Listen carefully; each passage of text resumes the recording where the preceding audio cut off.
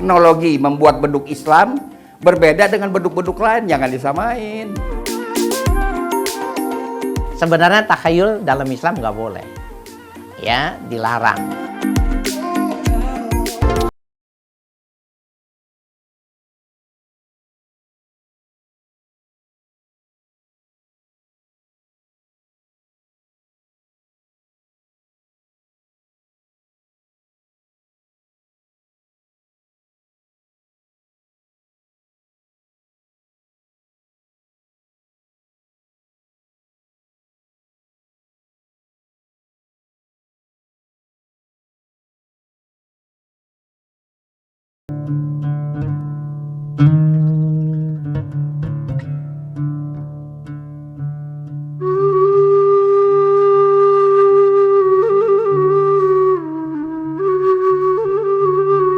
Islam berkembang pesat di Indonesia melalui akulturasi budaya. Saat Islam datang ke Nusantara, kebudayaan lokal sudah melekat di masyarakat. Perpaduan budaya pra-Islam berpengaruh besar dalam perkembangan budaya Islam di Indonesia. Proses akulturasi kebudayaan lokal dengan budaya Islam terlihat pada seni bangunan, seni ukir, dan karya sastra. Orang Islam ketika dia masuk ke Indonesia berdakwah, di situ sudah ada Hindu, di situ sudah ada Buddha. Maka yang paling memungkinkan untuk melakukan dakwah itu adalah melakukan akulturasi. Maka wayang yang dalam kisah cerita dalam perwayangan itu, ya, Gatot Kaca menjadi sesuatu yang simbol kehebatan. Tetapi dirubah periwayatannya itu tadi, kisahnya itu, siapa yang pegang Jamus Kalimusodo maka dia menjadi sakti mandraguna. Jamus itu pentungan, Kalimusodo itu syahadatain. Cerita wayangnya itu bagian dari sebuah budaya kesenangan masyarakat Jawa itu nggak dilepas. Akulturasi kebudayaan menciptakan gaya bangunan baru dengan berbagai keindahan arsitekturnya.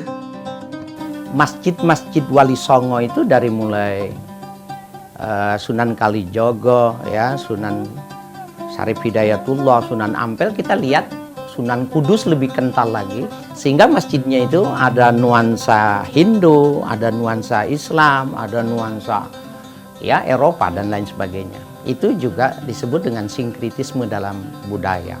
Orang bisa memahami bahwa Islam itu menyatu, Islam itu tasamu, tolerans.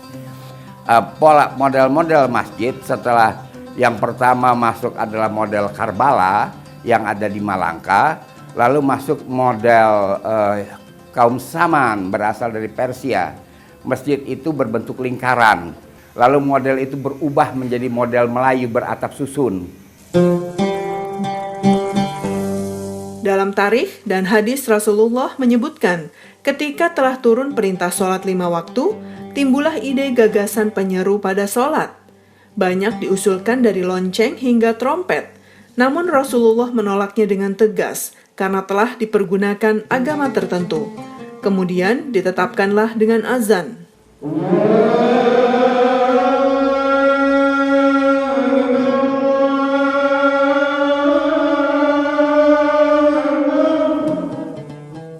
Penggunaan beduk pada masjid-masjid di tanah air juga merupakan warisan perpaduan budaya sejak dahulu.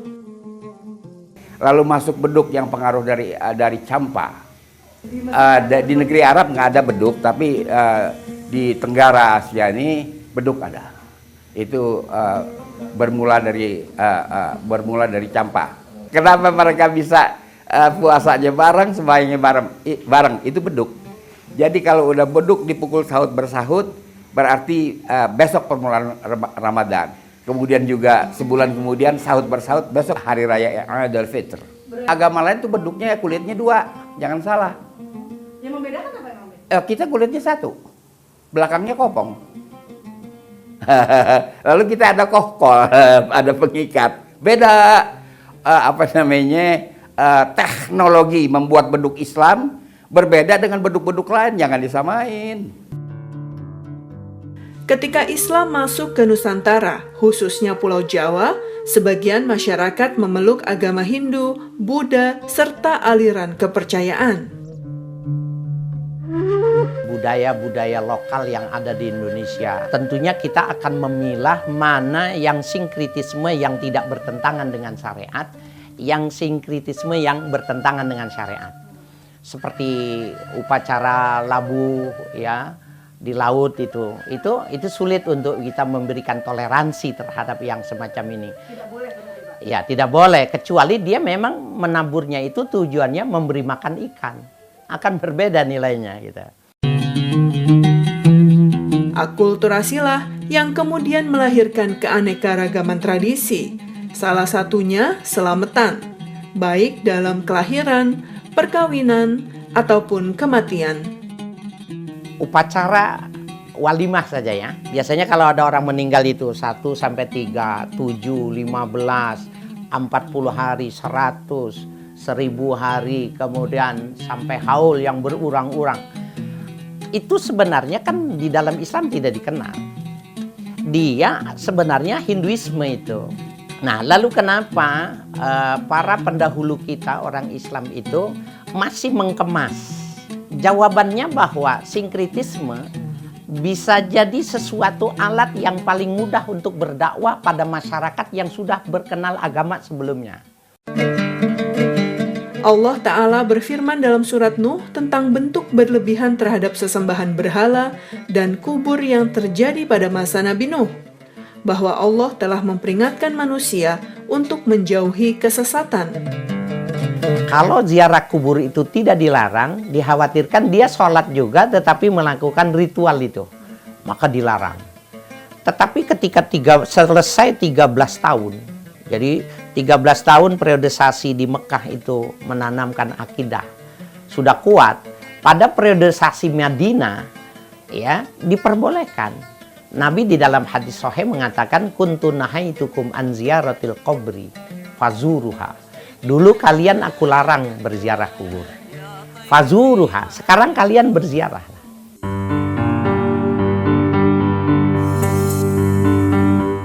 Ketika orang yang dianggap suci meninggal dunia, pengikutnya kemudian meratapi kubur mereka. Jika maksud peziarah kubur ingin agar doanya mustajab di sisi kuburan atau mengharap berkah pada jasad yang sudah tidak bernyawa, maka termasuk ziarah yang tidak ada tuntunannya. Ajaran seperti ini termasuk musyrik. Amalan yang tidak dituntunkan oleh Rasulullah Shallallahu Alaihi Wasallam dan tidak dilakukan oleh para sahabat. Orang yang meminta kepada kuburan pasti salah. Yang disuruh sama Nabi itu ziarah. Karena kata Nabi ini kafa bil mauti wa'izoh. Cukup melihat kematian itu orang jadi nasihat. Tidak dapat dipungkiri, mencampur adukan agama dengan tradisi memang sudah berlangsung turun-temurun. Dan yang paling populer dan tetap dilakukan hingga saat ini adalah ziarah kubur. Mohon maaf, jangan sampai ziarah ke sana kemari, kuburan bapaknya dia tidak tahu sudah rata. Kuburan ibunya itu sudah tidak ada bentuknya. Ini sesuatu yang salah. Nah, kalau keluarganya sudah, gurunya sudah, kemudian dia ke ziarah ke tempat orang-orang alim, ke tempat habaib, bagus, boleh.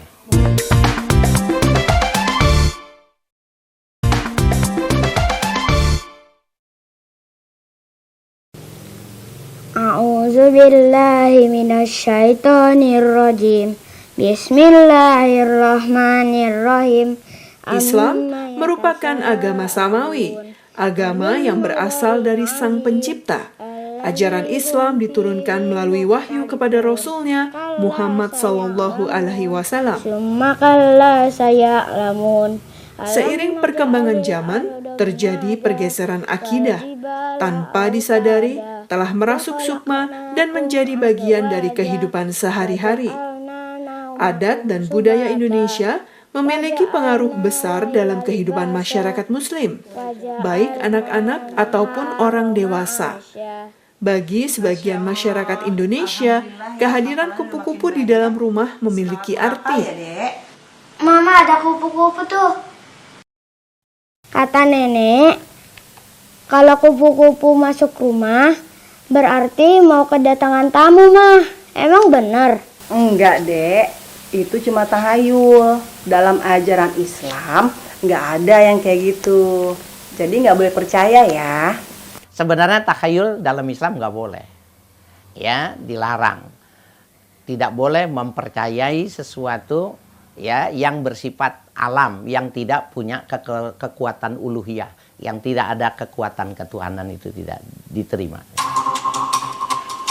Tidak hanya ramalan tentang datangnya tamu melalui kupu-kupu, ramalan yang juga sangat masih diyakini masyarakat Indonesia yaitu ramalan bintang. Meski zaman berganti, eksistensi ramalan zodiak tetap diminati. Kata ramalan zodiak, minggu ini aku bakal dapat banyak rezeki loh. Kamu masih percaya ramalan zodiak? Masih lah, kan teman-teman aku masih banyak yang percaya. Ramalan zodiak seringkali ditemukan di kolom-kolom majalah atau koran. Kini mengaksesnya jauh lebih mudah melalui situs online. Nah, astrologi itu ada dua, biasanya ada astrologi statis, ada astrologi dinamis ya. Jadi kalau astrologi statis itu yang mungkin kita tahu, kalau Capricorn itu karakternya seperti ini. Nah, itu biasanya punya ketepatan sekitar 20%, 30%. Nah, astrologi dinamis itu kita akan memperhitungkan birth chart. Itu bisa punya ketepatan dari 80-90% gitu ya. Jadi setiap orang itu akan berbeda di situ ya. Ramalan zodiak dipercaya dapat memprediksi kehidupan seseorang ke depan, baik tentang asmara, keuangan, hingga karir. Jenny dan Silva, contoh kaum milenial yang percaya ramalan bintang. Meski tak selalu tepat, ramalan ini menjadi hiburan tersendiri bagi mereka. Tapi karena percintaan gitu loh. Aries bulan ini bakal dapet seseorang, ternyata enggak. Bakalan dapat rezeki nih, katanya rezeki berlebih. Ya udah kan, karena aku merasa bulan depan bakalan dapat rezeki lebih nih. Ya udahlah aku belikan ini itu ya kan, check out Shopee segala macam ya kan. Tahu-taunya pas bulan depannya nggak dapat. Ya udah tetap aja boros dan jadinya limit uangnya. Zodiak dibuat oleh suku Babel, suku yang berada di Mesopotamia di antara sungai Tigris dan Eufrat. Bangsa Babel memang populer dengan entitas yang suka menyembah benda-benda langit. Mereka meyakininya sebagai dewa-dewi dan memprediksi masa depan melalui pergerakan benda-benda langit. Tahun 539 sebelum Masehi, Persia mengambil alih kekuasaan, kemudian mereka berhijrah ke daratan Eropa Selatan, Romawi dan Yunani. Dari sinilah diturunkannya praktik meramal berdasarkan bintang. Kemudian, astrologi menyebar dengan cepat ke Eropa, Timur Tengah, India, hingga yang kita kenal sekarang. Saat ini, seluruh bagian belahan dunia telah mengenal ilmu astrologi ini. Itu tidak harus dipelajari oleh orang yang punya sixth sense, atau tidak harus sesuatu yang mistis, harus puasa, harus ngelakoni ini, enggak. Sebenarnya orang itu kayak belajar matematika. Kalau bulan ada di sini, kalau planet ini ada di sini, itu punya efek semacam itu. Ilmunya kan banyak, setiap budaya ada astrologi India, Vedic astrologi, ada astrologi Chinese, ya Pakce, ada astrologi Barat yang kita kenal ya di Yunani, terus ada yang kejawen dan sebagainya, itu kan juga ada astrologinya juga kan, primbon gitu. Saya hubungan sama pacar nih sering kandas nih Pak. Tuh kira-kira gimana Pak? Maksudnya zodiak apa? Zodiaknya Capricorn. Oke. Ambil 3 kartu coba. 3 kartu. Orang Capricorn itu dia kayak kurang terus kemudian maksudnya terlalu kayak tekstual banget gitu. Harus bisa lebih ngemong atau lebih. Lalu, bagaimana seharusnya sikap Muslim memandang ramalan ini? Anak-anak muda, bahkan kalau dia lagi pacaran, dia mesti lihat setiap hari nih. Ini jodohnya bener apa enggak, kemudian rezekinya bagus apa enggak gitu. Zodiak itu adalah hasil dari sebuah ramalan. Itu adalah produk dari paranormal sebenarnya. Nabi dalam hadisnya mengatakan siapa yang datang ke orang paranormal dan dia membenarkan apa yang diucapkan, yang dia baca dia benarkan. Lam tuqbal sholatuhu arba'ina khariban. Tidak diterima sholatnya itu 40. Kharib itu ada yang mengatakan hari, ada yang mengatakan tahun. Tidak diterima 40 tahun sholatnya.